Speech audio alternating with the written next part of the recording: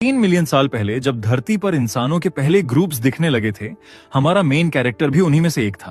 पहली नजर में वो किसी भी नॉर्मल ऑस्ट्रोपैक्स जैसा ही लगता था, लेकिन उसमें कुछ तो अलग था, कुछ ऐसा जो उसे बाकी सबसे यूनिक बनाता था। शिकार के लिए उसका ऑब्सेशन तो अलग ही लेवल पर था, लेकिन फिर भी एएमसी को लगता था कि वो बाकी लोगों जैसा ही है। पर जल्दी ही उसे रियलाइज हुआ कि उसके साथ कुछ तो सीरियस ऑफ है।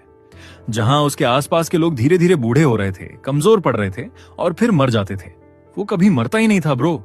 चाहे कुछ भी हो जाए, डिजीज, एक्सीडेंट या कोई जानवर का हमला, उसका कुछ नहीं बिगड़ता था। टाइम बीतता गया, जनरेशंस आती रहीं और चली जाती रहीं, लेकिन वो जैसे का तैसा बना रहा। एक्चुअली थोड़ा बहुत बदला जरूर, उसका बॉडी और भी बड़ा, मस्कुलर और पावरफुल होता चला गया। इस नेवर एंडिंग टाइमलाइन में सिर्फ हंटिंग, फाइटिंग और किसी भी वर्दी एनिमी से लड़ना ही उसकी लाइफ का मकसद बन गया था। इमॉर्टैलिटी का कर्स और तन्हाई का अनबेरेबल पेन ही उसकी असली कंपेनियंस थे, और स्ट्रेंजली वही उसे थोड़ा कंफर्ट भी देते थे।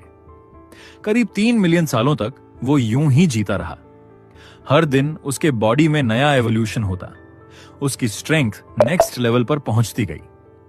फिर एक दिन वो उस मुकाम तक पहुंच गया जहां कोई भी उसकी ताकत को मैच नहीं कर सकता था। लोग उसे धरती का भगवान मुंह बुलाने लगे। उसकी पावर इतनी एक्सट्रीम हो गई थी कि उसने सारे दूसरे गॉड्स को डिफीट कर दिया और डिवाइन रेल्म में मोस्ट पावरफुल का टाइटल ले लिया। लेकिन फिर कहानी में ट्विस्ट आया। अब कोई ऐसा बचा ही नहीं था जो उसे चैलेंज कर सके। उसके थ्रिल और एक्साइटमेंट से भरे दिन अब बोर्डम की नेवर एंडिंग साइकिल बन चुके थे। अपनी फ्रस्ट्रेशन को दिखाने के लिए मुंह ने एक दिन यूं ही अपना पैर उठाया और जमीन पर दे मारा। डिवाइन रेल्म, जो एक मिनी प्लैनेट की तरह था, पूरे जोर से हिल गया। और ये तो बस शुरुआत थी। पूरा divine world literal earthquake mode में चला गया। हर गॉड, एंजल और यहां तक कि अंदर के डीमंस तक डर के मारे कांप उठे।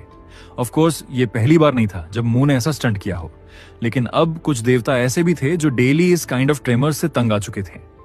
उनमें से एक था लूसीफर, डिवाइन रेल्म का सेकंड मोस्ट पावरफुल गॉड। मुंह, जो अब बोर्डम में पूरी तरह डूब चुका था, बिहेव करता था जैसे उसे इस डिस्ट्रक्शन की कोई परवाह ही नहीं। उसका माइंड बस एक ही थॉट से भरा था। उसने हर वर्दी ओपोनेंट को बिना एफर्ट के हरा दिया था।